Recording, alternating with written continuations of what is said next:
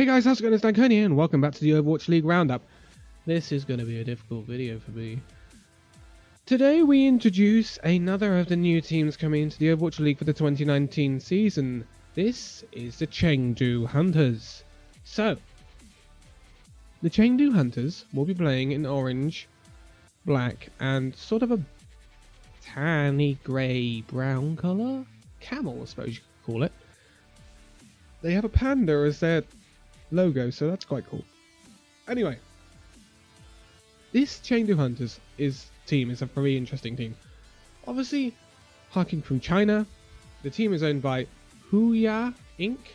I'm sorry, I'm going to get some names incredibly wrong in this video, and I do apologise for it. Who are a leading game live streaming platform in China. That caused a bit of controversy back along.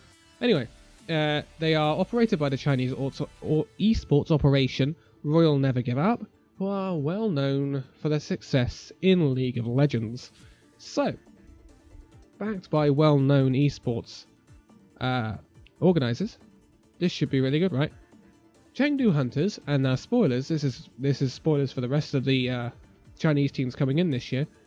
Chengdu Hunters are going to be the only team in the Overwatch League this season that will be running an all-Chinese roster. Apart from one, but I don't know whether you can kind of count that.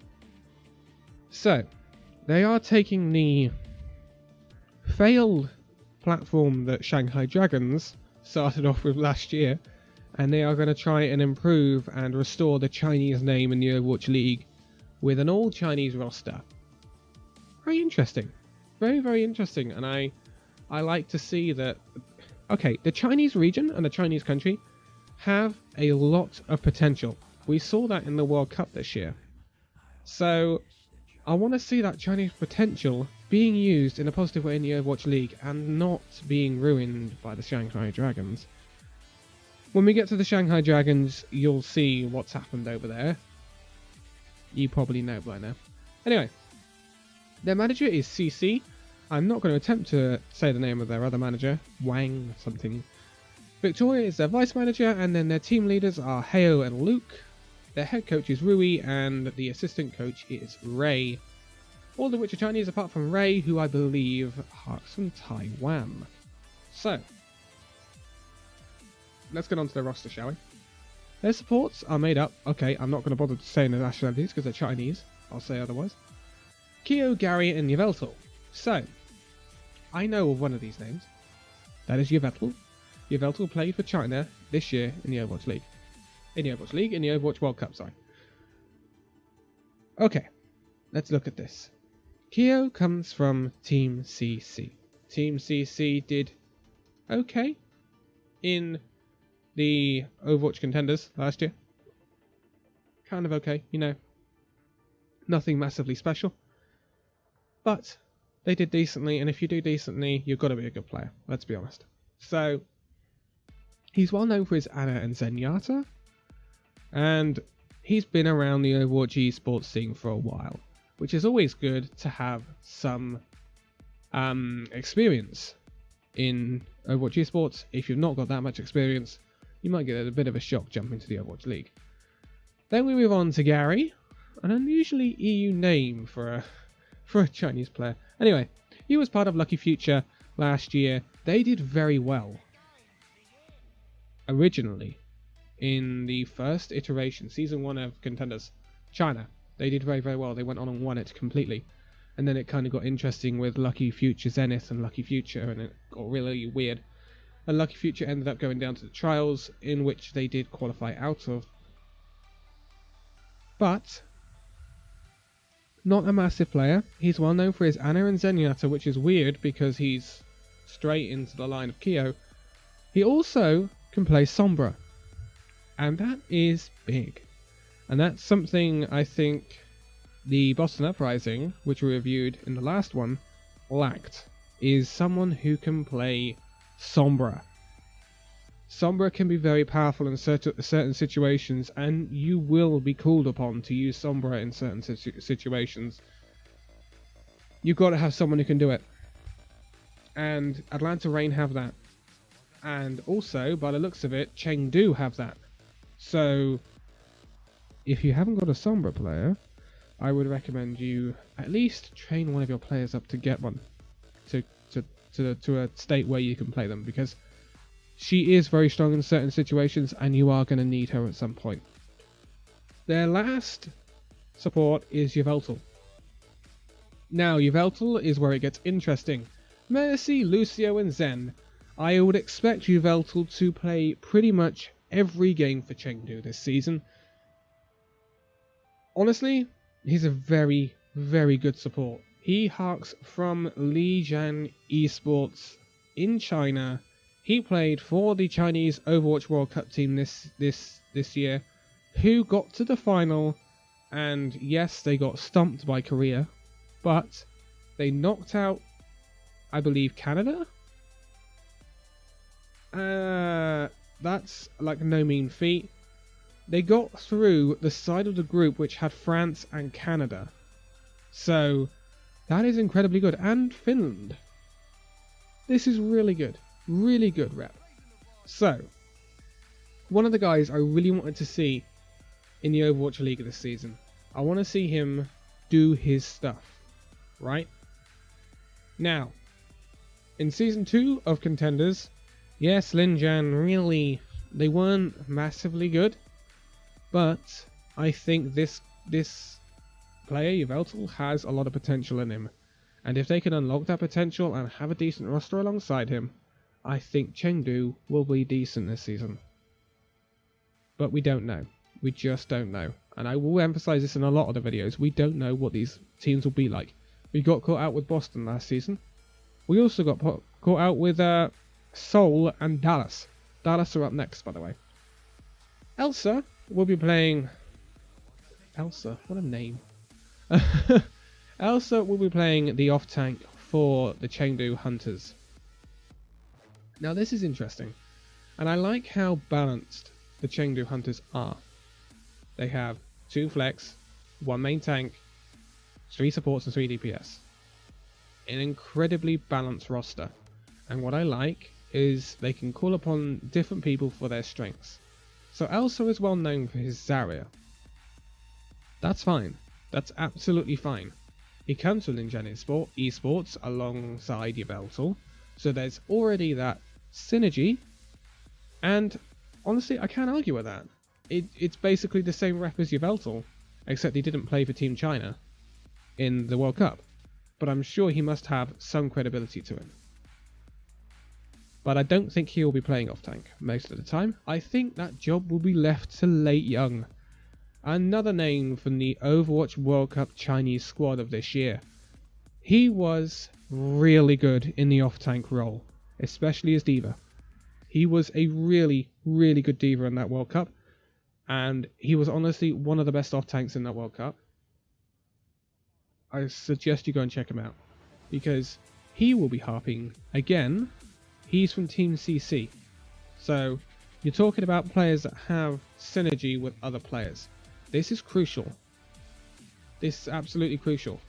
So Late Young is going to have synergy with Keo.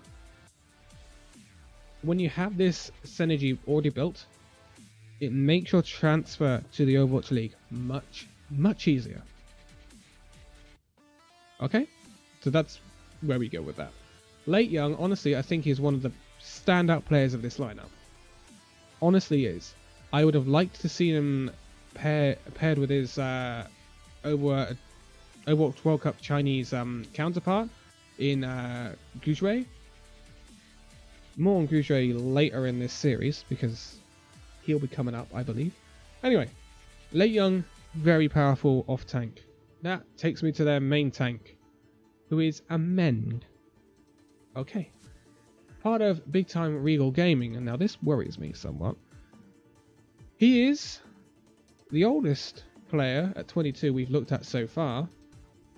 Again, has a similar rep to the other players we've looked at so far. Did decent in Contenders China. Not massively brilliant though. Yeah, when he was playing for Contenders China, he was playing for Moss 7 Club. He's been around the block. Recently, he's been around the block. He's played for Legend Young Beyond, Moss 7 Club, Big Time Real Good Gaming. He's had a lot of teams. He's well known for Reinhardt, Wrecking Ball, and Diva. Oh, now this worries me. He's got to be able to rock out a really good Winston. If you don't have a really good Winston, you don't get anywhere. Simply because, yes, Winston is not primarily... He's not the primary main tank at the moment. You've got to give that trophy to Reinhardt. But you will be called to play dive or a very high mobile team comp. If your tank does not like playing Winston, then God help you. But I assume he has some Winston experience. Interesting, he likes his Wrecking Ball. That's going to be an interesting thing. If they could run a really quirky comp with Wrecking Ball, that could be interesting. Really interesting. So, there's also that versatility as well. If you can play Winston to a decent level and Orisa, you've got a really versatile main tank there. And that's always nice to see. Moving on to the DPS, and we have Bacon Jack. Bacon Jack is actually from Taiwan. Interesting, huh? Now, Taiwan did feature at the 2017 World Cup in the Santa Monica qualifier, where they got stomped by the UK team, who really stomped that qualifier entirely in 2017. Taiwan didn't feature at this World Cup, though. He was playing for Flash Wolves up until this point. He has had a long time out, though, apparently. He last played in a pro game in the Overwatch Heroes Rumble in 2017, which is interesting, because that was a while ago. That was a year ago now. Exactly, actually, to the day, a year ago. He left Flash Wolves on the 19th of January. So he has been out of the loop for a while. He's going to have to get scrimming. He left Overwatch to play PUBG. This is interesting. This is super duper interesting. First player I've come across that has done this. He's left Overwatch and then come back to play in the Overwatch League. This is interesting and also worrying. He's well known for his Diva, Hanzo, and Tracer and Reaper. Interesting, well known for Reaper. That's a really interesting one. You don't see that very often. A good Hanzo Tracer, that's really good. Very good. Like to see that. He's going to have to do a lot of scrimming to get up to scratch. I mean, he's played with a team for PUBG, for Flash Wolves, for most of 2018. So he's going to have to scrim away to get back to that Overwatch League level. That's worrying. I would hope that the other two DPS we're going to look at now are going to be the starters, and Bacon Jack is going to be able to work his way back into it, because that's a long time to take out and then just be dumped into the Overwatch League. He's surely got to have been playing Overwatch recently, and he's got to have been scrimming a heck of a lot to get this job, shall we say. So, moving on to the other DPS, we have Jinmu. He was playing for Big Time Regal Gaming, a lot similar to, I believe, Ameng it was, wasn't it? He is well known for his Genji, his Junkrat, interestingly, and his Brigitte. I like this a lot. He's been playing right up until the 12th of September, so that's really good. Really nice to see. He's done decently in Contenders China.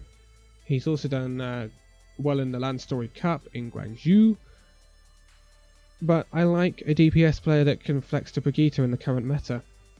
And I know the meta can change, and I've been saying that in this video and previous videos.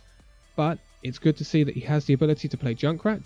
Junkrat can be very powerful on certain maps, so can Genji. But if you need to play that GOAT, you've got a Brigitte player who's good at the role. That's really nice to see. Very good move signing up Jinmu. Well done, Chengdu Hunters. We move on to our last DPS player and our last player overall, who is Yangzhou. I hope I'm saying that right. I apologise if I'm butchering it, which I probably am. So, he was a coach for 666 Legend up until about June of this year. Interesting, very interesting. He hasn't played for a team since, I say played, not coached, played for a team since last year. Oh, well known for his Soldier, Tracer and Reaper. Interestingly enough, this could actually benefit Chengdu. And the reason I say this is they are going to have a person on the field, hopefully, or a person on the map, who has been a coach. And that means you can make on-the-fly decisions that are informed. And I like that. You've got that experienced head that's coached a team and you can make those on-the-fly decisions. That could be crucial in certain circumstances. What worries me is it's yet again another player that hasn't been playing, and I mean playing, not coaching, playing. Yes, he's been playing Overwatch. Let's not beat around the bush here. He's been playing Overwatch. But he's not been playing for a team since last year. Same thing as Bacon Jack. That's worrying. That's worrying. I am looking at this Chengdu Hunters roster as a whole, and I'm saying the same thing as Boston. I am saying the support line looks pretty good.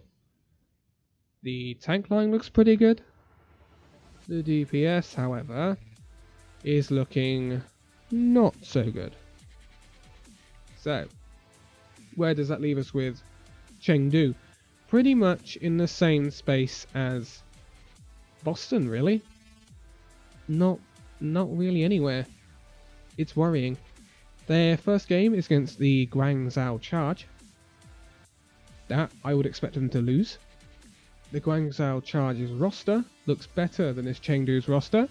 And out of the three rosters we've looked at so far, so that's Boston, Chengdu and Atlanta, I would say Atlanta is the strongest. Who would I put bottom out of Chengdu and Boston?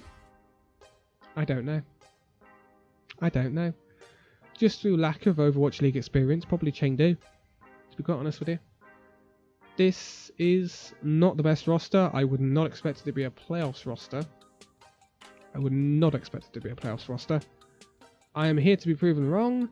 As we were last season, I say it every video, we were proved wrong, and you'll love to see it. But this roster currently is, for me, under par compared to teams that will be fighting for those playoff places. And they've got to go into this season and play Guangzhou and Seoul in the first two games. Seoul could literally be a completely different team this season, looking at their roster. So, more on that when we get to Seoul. But, yeah, worrying. Worrying for Chengdu. But, I'm going to leave it here.